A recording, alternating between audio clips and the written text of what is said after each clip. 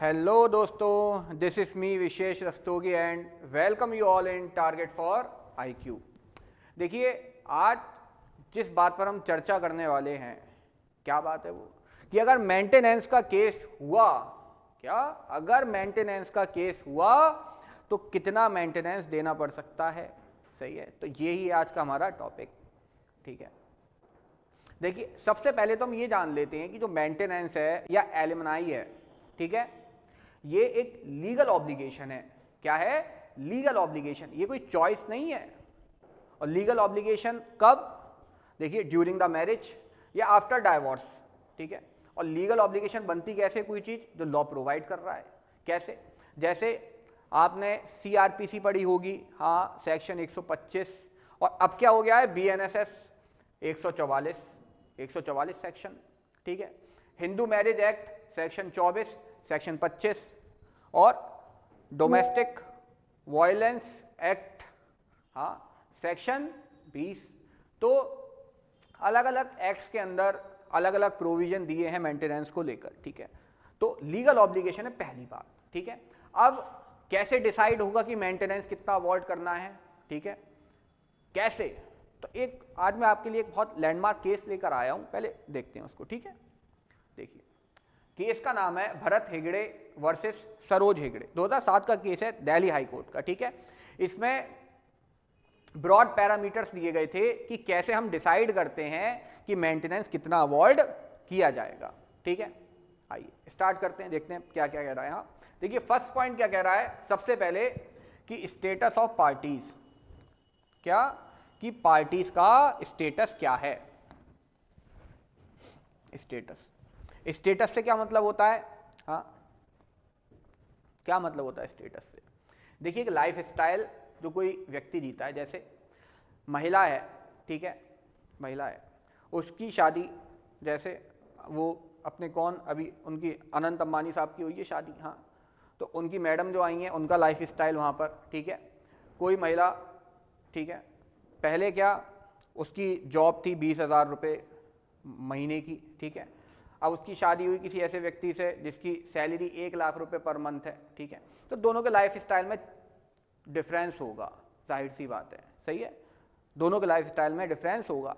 तो उनका स्टेटस क्या है? पार्टीज का। ठीक है, उसके बाद दूसरा कह रहा है रीजनेबल वांट्स क्या है। क्या? Reasonable wants. रीजनेबल वांट्स मतलब आवश्यकताएं क्या हैं। देखिए, जीवन को जीने के लिए आपकी आवश्यकताएं क्या है? तो एक वो लाइन कही जाती थी, क्या? रोटी, कपड़ा, मकान, और आजकल एजुकेशन भी है और हेल्थ केयर भी है। ठीक है, तो रीजनेबल वांट्स। ऐसा नहीं है कि पता चला क्लेमेंट क्या कह रहा है, क्लेमेंट कह रहा है साहब देखो भाई, ऐसा है कि अगर खाने की बात आई तो हम भाई किसके, वो जो होता है, क्या होता है आपका, KFC, मैकडी, हाँ, डोमिनोज, इनसे नीचे तो हम खाते ही नहीं है। कहीं 3 स्टार होटल से नीचे तो हमने खाना ही नहीं खाया आज तक, हम खाते ही नहीं है। तो रीजनेबल वांट्स होनी चाहिए आपकी। ठीक है, पता चला साहब हम तो साल में एक बार दुबई की ट्रिप भी मारते हैं, उसके लिए भी पैसा चाहिए। क्या रीजनेबल वांट है? नहीं है। दूसरी चीज, ठीक है, थर्ड कह रहा है कि independent income and property of Clement. Clement कौन होता है? जो लेना चाहता है मेंटेनेंस, तो क्लेम कर रहा है, तो पता चला उसकी इनकम। जैसे फॉर एग्जाम्पल, एक क्लेमेंट की जो सैलरी है वो 80,000 रुपये महीने है। ठीक है, और जिससे क्लेम किया जा रहा है मेंटेनेंस, उसकी जो सैलरी है वो कितनी है? 60,000 है, ऐसे मान लीजिए। ठीक है, 60,000 मान लीजिए। तो अब जो क्लेमेंट है वो क्या कह रहा है कि भैया ऐसा तुम्हारी 60,000 है ना सैलरी, एक काम करना भैया 50,000 इधर कर दो। हाँ, 50,000 इधर कर दो। क्या आपको जस्ट लग रहा है ये? क्यों भाई? पता चला प्रॉपर्टी, पार्टी के पास कम से कम 10 बीघा तो प्रॉपर्टी पड़ी है साहब, हाँ, 10 एकड़ 10 बीघा, सही है, और नेसेसरी एक्सपेंसेस क्या है बताया गया। हाँ, तो दोनों चीज़ों को कंसीडर करेंगे। इसके बाद the number of persons. Number of person मतलब कितने लोग जो क्या मेंटेन करने हैं, और किसको मेंटेन करने हैं? तो नॉन एप्लीकेंट को। नॉन एप्लीकेंट कौन? मतलब जिससे क्लेम किया जा रहा है। देखो, जो क्लेम कर रहा है उसे कहते हैं क्लेमेंट, और नॉन एप्लीकेंट मतलब है जिससे क्लेम किया जा रहा है।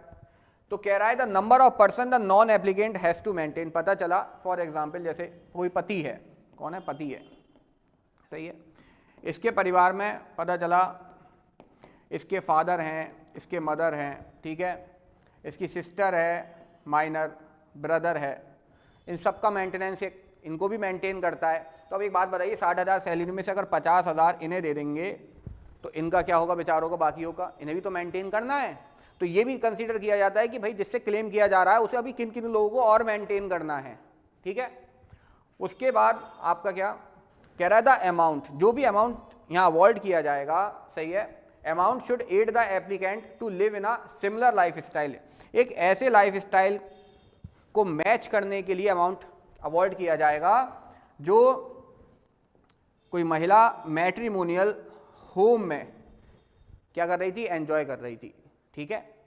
मैट्रिमोनियल होम में मतलब जब शादी के बाद वो कहाँ आई थी, ससुराल में आई थी, तो उस समय जो स्टेटस एंजॉय कर रही थी, ठीक है। जैसे कौन सी मूवी, कोई मूवी बताओ, हाँ कौन सी मूवी कह सकते हो, हाँ जैसे वो एक मूवी तो छोड़ो, वो सीरियल आता था एक, वो प्रतिज्ञा करके, हाँ, तो प्रोफेसर साहब की लड़की थी एक, हाँ, और वो हमारे कृष्णा ठाकुर थे, हाँ बिल्कुल एकदम महल टाइप आदमी, हाँ।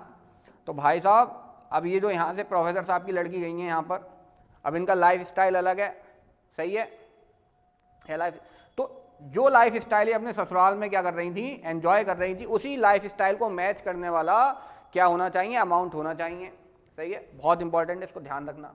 इसके बाद नॉन एप्लीकेंट मतलब जिससे क्लेम कर रहे हैं उसकी लाइबिलिटीज क्या है, लाइबिलिटी का मतलब क्या है, पता चला उस पर एक लोन है, सही है, लोन चल रहा है उसका, लोन में भी किस्त कटती है, क्लियर, तो लाइबिलिटीज भी देखी जाएंगी उसकी। उसके बाद कह रहा है provisions for food, cloth, shelter, education, medical expenses, attendance and treatment, इन सबको भी ध्यान में रखा जाएगा, ठीक है। और इसके बाद नेक्स्ट कह रहा है payment capacity of the non applicant, payment capacity कितनी है।